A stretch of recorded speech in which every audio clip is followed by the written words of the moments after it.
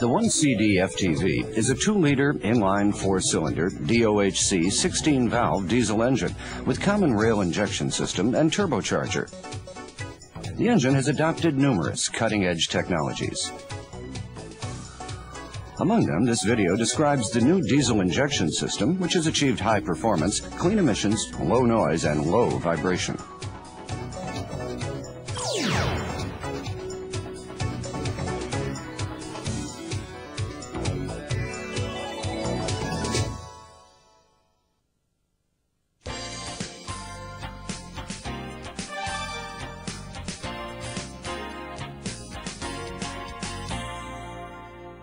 The common rail injection system accumulates the necessary pressure required for injection of fuel inside the rail. Just like the EFI system of the gasoline engine, this system injects fuel into the cylinders by opening and closing the injectors in accordance with the electrical signals output by the ECU. Therefore, this system can finely regulate the injection volume and timing, thus contributing to highly efficient operation and clean emissions. Furthermore, because this system accumulates constant fuel pressure in the rail, it does not create sudden pressure rises and offers the advantage of quieter operation. Now, let's look at the system. Let's start with the sensors. Here's the accelerator pedal position sensor that detects the opening angle of the accelerator pedal. The airflow meter. The intake air temperature sensor. The turbo pressure sensor. The water temperature sensor. The crankshaft position sensor that detects the rotational angle of the crankshaft. The camshaft position sensor that identifies which cylinder is at TDC. And the fuel pressure sensor at the common rail, which detects the pressure inside the rail. Here are some of the actuators used in this system. The suction control valves, or SCVs, which are located on the supply pump assembly, control the amount of fuel that is fed to the supply pump.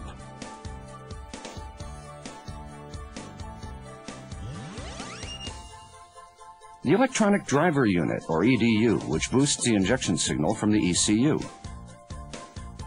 And the injectors that inject fuel in accordance with the injection signal.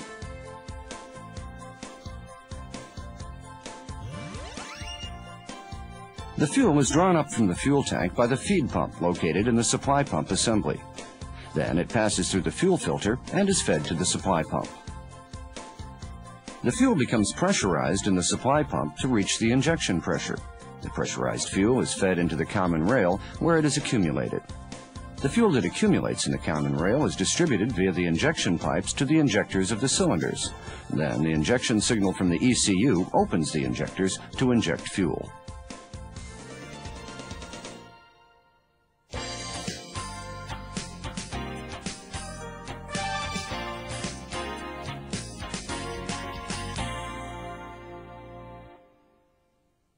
The fuel pressure that is created in the supply pump varies according to driving conditions. It is approximately 20 megapascals at idle and increases to as much as 135 megapascals during high-load, high-speed operation.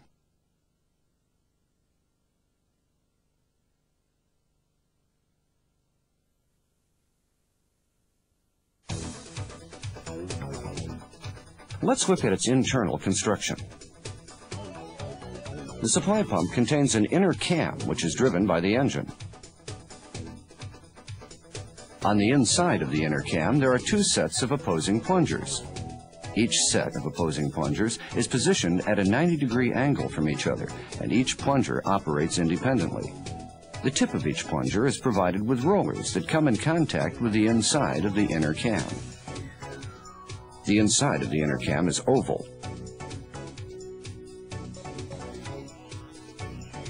The rotation of the inner cam pushes the plungers via the rollers, which effectively pumps the fuel. The use of the 2 opposing plungers in this manner minimizes the drive torque fluctuations, which makes for quieter operation.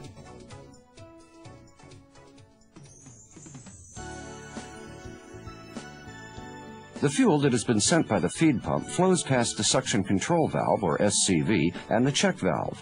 The fuel is then pressurized by the plungers and flows via the delivery valve and is fed into the common rail. The SCV regulates the volume of fuel that enters the supply pump plungers.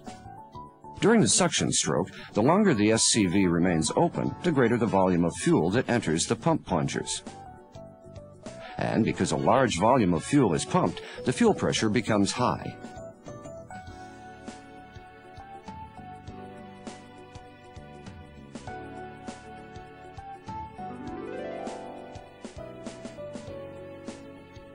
During the suction stroke, the shorter the SCV remains open, the smaller the volume of fuel that enters the pump plungers.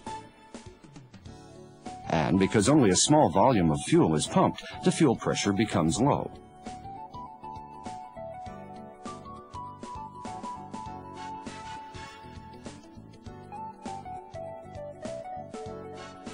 In this manner, the ECU controls the opening of the SCV so that an appropriate fuel pressure can be reached.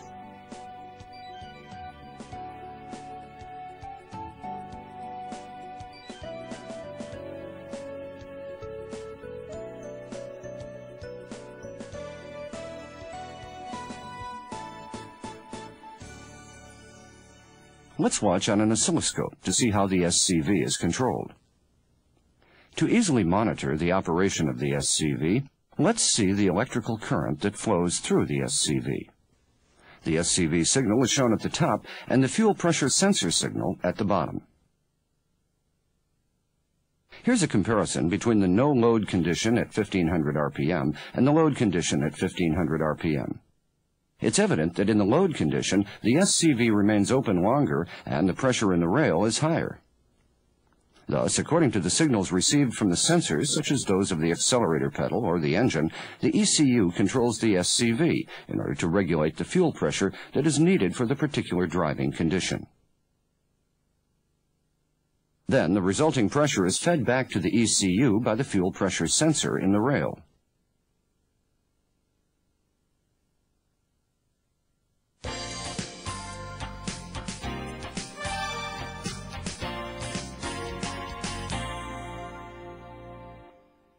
The common rail accumulates the fuel that has been highly pressurized by the supply pump and distributes it via the injection pipes to the injectors of the cylinders. A fuel pressure sensor is provided at one end of the common rail to detect the fuel pressure in the rail and to send it as a signal to the ECU. A pressure limiter is provided at the other end, so that in the event of a system malfunction,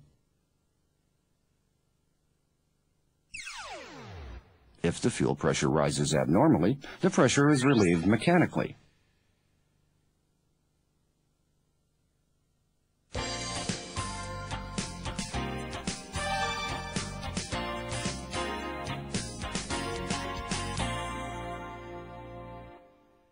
On receiving the signal from the EDU, the injector opens its nozzle to inject the fuel that has been accumulated in the common rail.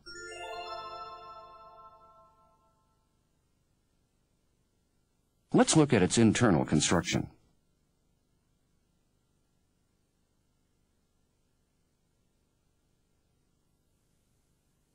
The fuel that is fed from the common rail separately enters the control chamber and the nozzle portion of the injector. In this state, the nozzle is closed because of the pressure of the control chamber and the spring force pushes the needle down. Upon receiving the signal from the EDU, the solenoid valve above the control chamber opens. Then the pressure in the control chamber decreases, which causes the pressure at the nozzle to push the needle upward, and the nozzle opens to inject fuel. A small trimming resistor is installed to each injector to compensate for production variations. The ECU recognizes the resistance and applies correction for injection of each cylinder.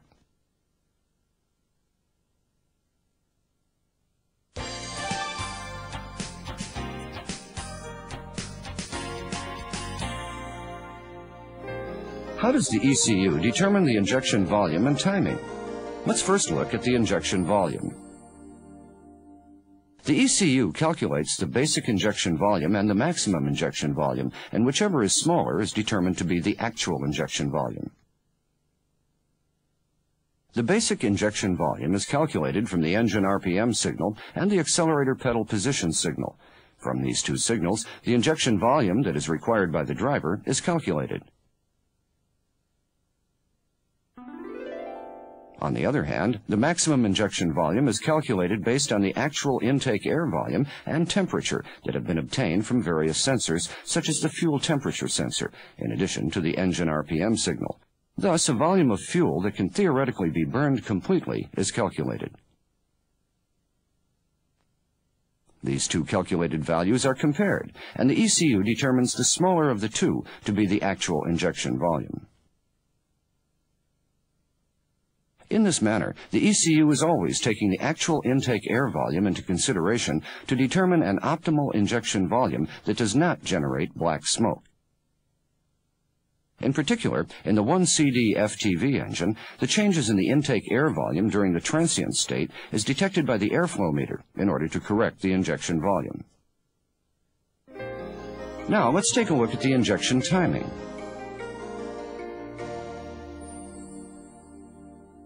The injection timing is determined with the basic injection timing that is calculated based on the engine RPM signal and the accelerator pedal position signal, to which corrections are made.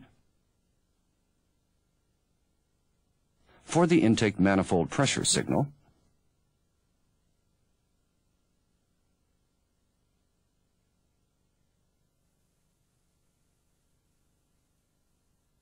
and the water temperature sensor signal.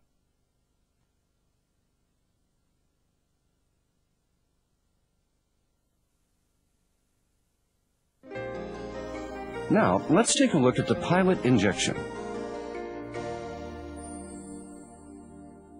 A pilot injection is a small amount of fuel that is injected before the main injection. Accordingly, when the main injection starts, the fuel that was injected beforehand is already burning and serves to smoothly ignite the fuel of the main injection.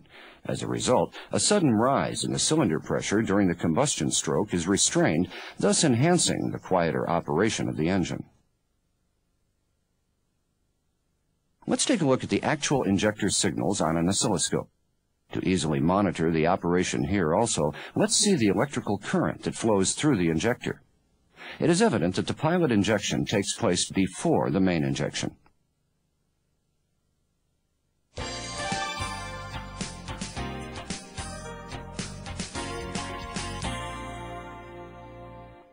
To enable the ECU to correctly determine the rotation position of the supply pump, the marks on the pulleys must be aligned while installing the timing belt. The pressure of the fuel becomes extremely high in the common rail. Therefore, pay close attention when installing the unions of the injection pipes or the inlet pipes. If any operation that causes the contact of the union to change, such as the replacement of parts, make sure to replace the pipe. For details, refer to the repair manual. After tightening a union, make sure to check for leaks with the fuel pressure raised. The fuel pressure can be raised by conducting an active test using a handheld tester.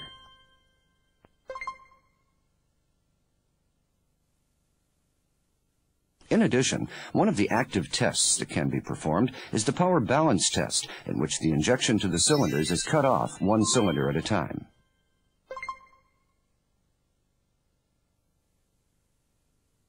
The pressure limiter of the common rail has been precisely adjusted at the factory. Therefore, any adjustment or replacement in the field must never be done. During its installation, the fuel pressure sensor deforms through tightening in order to ensure proper sealing with the common rail.